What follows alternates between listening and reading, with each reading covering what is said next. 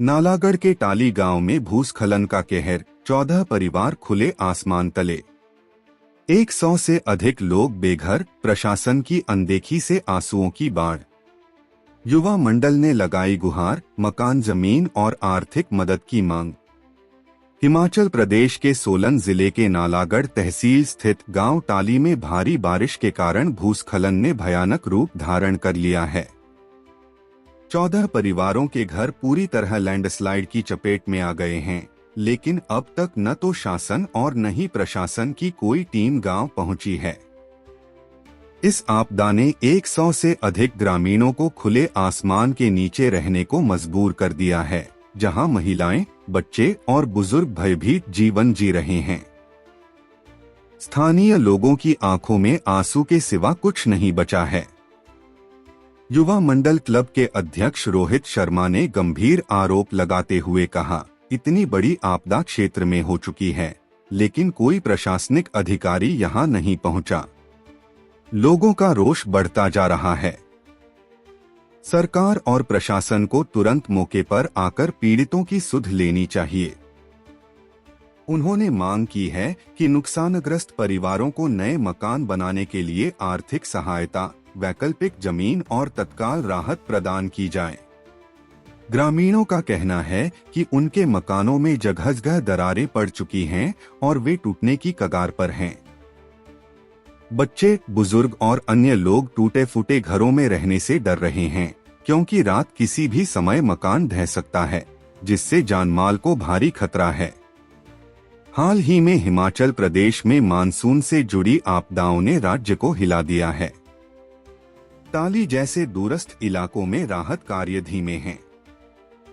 पीड़ित परिवारों ने प्रदेश सरकार, स्थानीय विधायक और प्रशासन से गुहार लगाई है कि उन्हें तुरंत सुरक्षित आश्रय, भोजन और चिकित्सा सुविधाएं उपलब्ध कराई जाएं।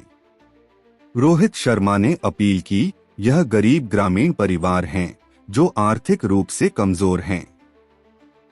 अगर समय रहते मदद नहीं मिली तो मानवीय त्रासदी और गहरा जाएगी।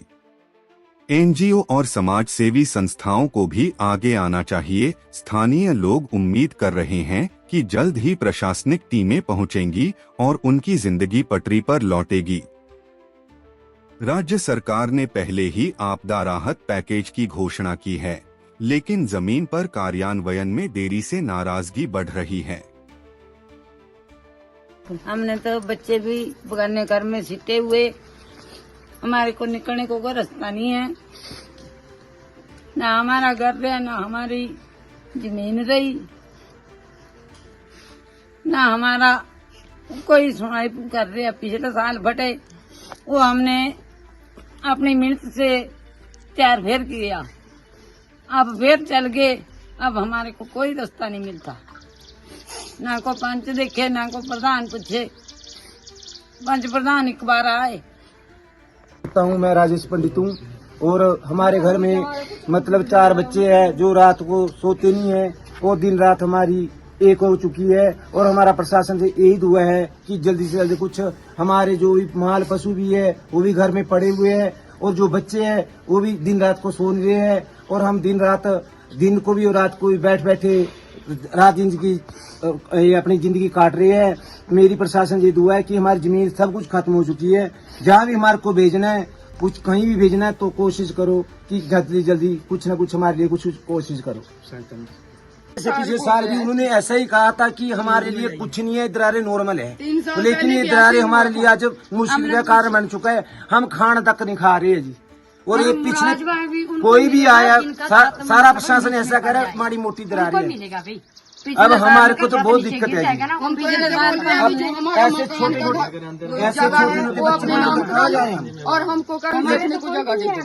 जो भी हमारे मकान की जगह है वो सरकार अपने नाम ले लो, हमको कहीं बैठने को जगह दे दो। हमारे तो इतनी हमको जब हमारे पास कोई जेई आते हैं तो बोलते VIP मकान बना। सारी जिंदगी में मैंने मकान बनाया, मेरे को पता है, लेकिन आज मैं खाना तक नहीं खा रहा हूँ। 4 दिन हो गए। मेरे छोटे छोटे बच्चे हैं, देखो कितने छोटे बच्चे हैं। आज हमारा प्रशासन कुछ नहीं सुन रहा है जी। आधे से ज्यादा घर तो ये BPL में है, गरीबी, और ये हमारे को कोई सहायता नहीं दे रहे हैं। मेरी यही गुंजाइश है कि हमारे को कोई साफ जगह मिल जाए बस। हमारे को कोई पैसे की जरूरत नहीं है कि हमारे को पैसा दो, बच्चे भी लेकिन हम करने यहाँ लगे। आके सब देखें हमारे तो कि बच्चे कैसी भी कंडीशन है हमारे बहुत गाँव। दूर भेज दिया। हमने शाम को सोना नहीं है। जितने भी हमारे हिमाचल प्रदेश के भूमिस्खलन में लपेट में आए हैं, घर ग्रसित हुए हैं, उनका बिजली का बिल माफ करना चाहिए। और सरकार से हाथ जोड़ के विनम्र प्रार्थना रहेगी कि जो ये भूस्खलन हो रहा है किस कारण हो रहा है, किस वजह से हो रहा है, क्यों हो रहा है, इसका जवाब। इसका मुख्य कारण एक है, आप जोकों के पास देख सकते हो खड्डों में जेसीबी तक लगी हुई है, माइनिंग हो रही है वहाँ पे, और पहाड़ों को खतरा बना हुआ है।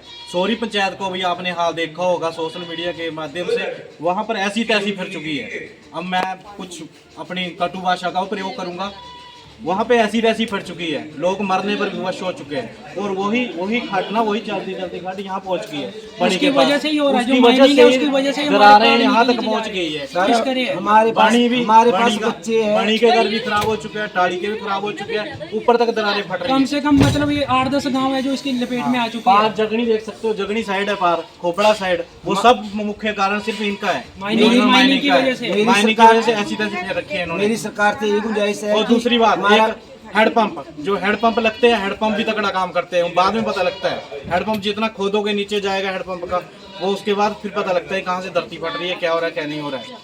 और सरकार वगैरह तो मैं तो बोलता हूँ कि मुर्दाबाद ही है, कोई सुनवाई नहीं है, कोई लेना देना नहीं है इनको इस संदर्भ में। अब आएंगे तो वोट मांगने को तो जूते खाएंगे, जूते मारेंगे, हम जूते मारेंगे, सभी को तो हम नहीं छोड़ेंगे। सभी को जूते मारेंगे।